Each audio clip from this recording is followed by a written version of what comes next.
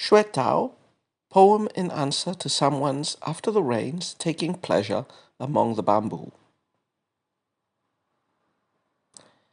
When the spring rains come to the southern sky, you can just make out how odd the look of frost, the cool allure of snow. The mass of plants mingle thick, indiscriminate and lush. But this one, with her empty heart, can hold herself alone. Her groves kept the 7 sages high on poetry and wine. Yet earlier still, her tear-splotched leaves grieved with Lord Shun's wives. When your year turns to winter, sir, you will know her worth, her ice grey green, her virtue, rare, strong notes. We continue with a 5th and last poem by Xue Tao, and this poem is a very interesting choice for a series of reasons. First one is its form. Like, Xue Tao is generally known for her quatrains, just like most female poets. This is not a quatrain. From the look of it, I'm taking a look at a bilingual edition. I can't read the Chinese, obviously, but from the look of it, this 8 lines, this must be a regulated pentasyllabic poem. Which I said before, these are pretty typical among scholar officials, less so among women poets. But it allows for a greater degree of depth and complexity and allusions and images, which show Xue Tao as quite a proficient poet in these lines. Another interesting thing about the poem, well, it's an answer to somebody else's poem. Presumably there was some person, some official who composed a poem after the rains, taking pleasure among the bamboo, and in a very early Tang type of poem, Xue Tao is answering that poem. This poem is an answer to that poem. It probably borrowed some of the words, maybe even the rhyme of the original poem, although the original has not been preserved, so we really can't say. So the poem appears to be a landscape nature poem describing bamboo, more specifically describing a scene in which somebody is taking pleasure after a light rain has fallen, probably in early spring, and the bamboo is shiny and beautiful and fresh. This would be a Yongwu poem, a poem on an object, and like a lot of Yongwu poems, it's easy to read it allegorically. I think this is probably the most common interpretation of this poem.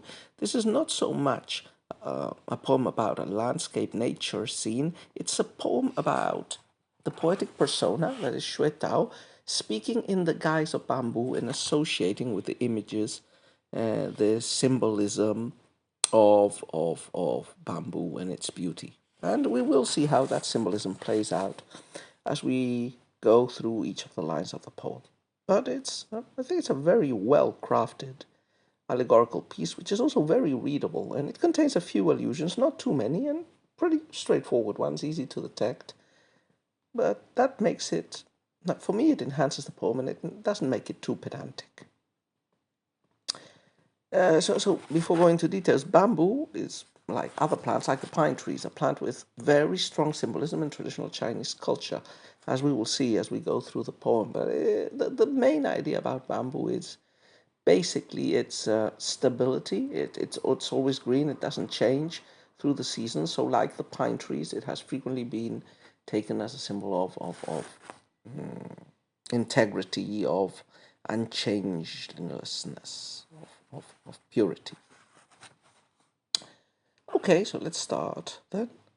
When the spring rains come to the southern sky, you can just make out how odd the look of frost, the cool allure of snow.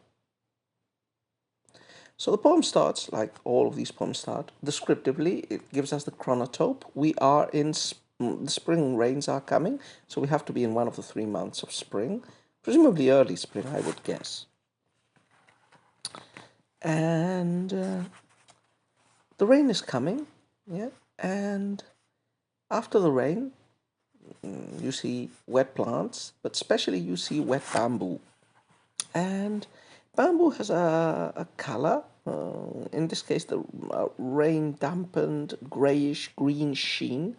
And the poetic persona is, suggesting an elegant confusion of this shiny, grayish, greenish stuff as being confused for frost or snow.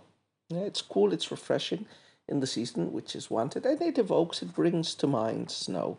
It's not a real confusion. This is a very typical Six Dynasties poetry type of trope, confusing, for example, plum blossoms with snowflakes and this sort of thing. But it's elegant and perhaps a bit hackneyed. But it starts with this connection of a beautiful sight with also coolness and freshness, which again, yeah, those are associations that also latch to bamboo. Okay, second couplet. So we've got the background. It's rained. The bamboo is wet. It's shiny. And it vaguely evokes, oddly, the winter season through its shiny, frosty-like, cool-like surface, wet surface. Okay, we continue. The mass of plants mingle thick, indiscriminate and lush. But this one, with her empty heart, can hold herself alone. So this is probably the second couplet, which is usually the first parallelistic couplet, and we do get a contrast. There's on the one hand the mass of plants, and masses of indiscriminate plants, creepers. In a lot of Chinese poetry, get associated with the masses and with sycophants and the common herd, if you wish. So you have these indiscriminate and lush plants that are growing, mingling thickly, but the bamboo is different. The bamboo, with her empty heart, can hold herself alone. So, this holding herself alone, this self containment, this separation from other species would have been coded as a positive virtue, like the scholarificial, the virtuous. Scholarificial is like aloof from greed and the common desires and egoisms of the common person. Also, empty heart, it can include religious overtones. Like the bamboo is hollow in the inside, that's why it has an empty heart. But empty heart, it's a language that cannot fail to bring to mind, Taoist and Buddhist images of emptiness, of philosophical detachment from mundane affairs.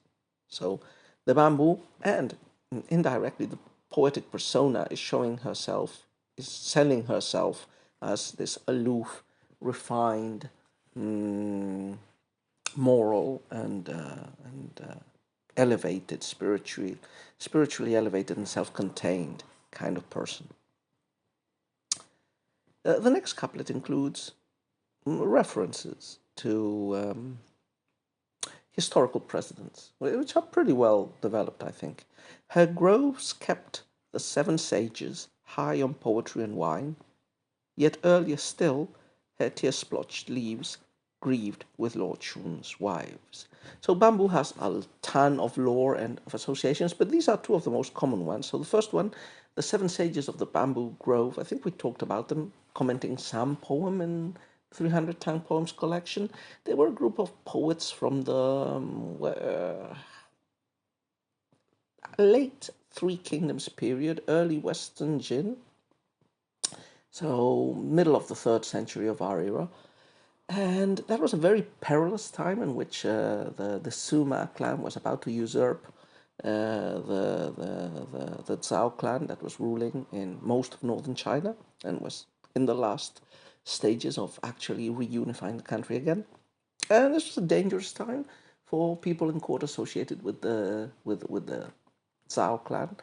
And a lot of sages devoted themselves, including this group of intellectuals, the seven sages of the bamboo grove, to pursuing apparently frivolous pleasures and abandoning politics and office, considering it too dangerous. And also, this was a time of flourishing of Taoism, which had this strong message of don't serve in office, don't put yourself in danger, avoid the cares of the world, and dedicate yourself to intellectual and spiritual pursuits.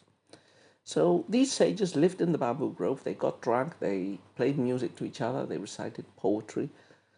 So they became associated with the bamboo, and so the groves of bamboo that have just been seen, they kept in the past the seven sages.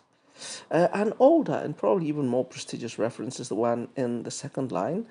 There's this idea that spotted bamboo, which is a variety of bamboo which has some spots in it, appeared when the wives of the legendary and idealized emperor Shun died. When Shun died, his wives, who were goddesses, I think, or became goddesses upon death, they cried so much that they turned the bamboo into a permanently spotted form, and afterwards they became river goddesses in the south of China. So good, auspicious, historically prestigious associations for bamboo. So this second parallelistic couplet feels a bit literary, but I think it's done with elegance and with sufficient enough restraint. And finally, last couplet. When your year turns to winter, sir, you will know her worth, her ice grey green, her virtue, rare, strong notes. So again, the poem concludes with a direct imprecation towards the unknown person who had written the first poem after the rains taking pleasure among the bamboo. And winter is referenced. When winter comes, you will appreciate this plant's beauty, because then the other plants won't be green. So the constancy of bamboo will be appreciated and its unique value. Also, when your year turns to winter, means the winter of the seasons, but also the winter, the old age of the unknown interlocutor. Like when he grows old, he will get more fond of virtues like constancy and loyalty and intellectual and spiritual virtues, not just of superficial beauty and youth and whatever. So then will the other person, the sir, know the worth of bamboo, her eyes grey green, her virtue. Those rare strong notes are the rare strong notes of the bamboo, but there are puns probably here at play, because the words, the translator mentions this, Jan Larson, the word for the joints or nodes between the bamboo sections, puns on virtue or chastity. So overall, quite an interesting, well-crafted piece, and a nice Yongwu poem.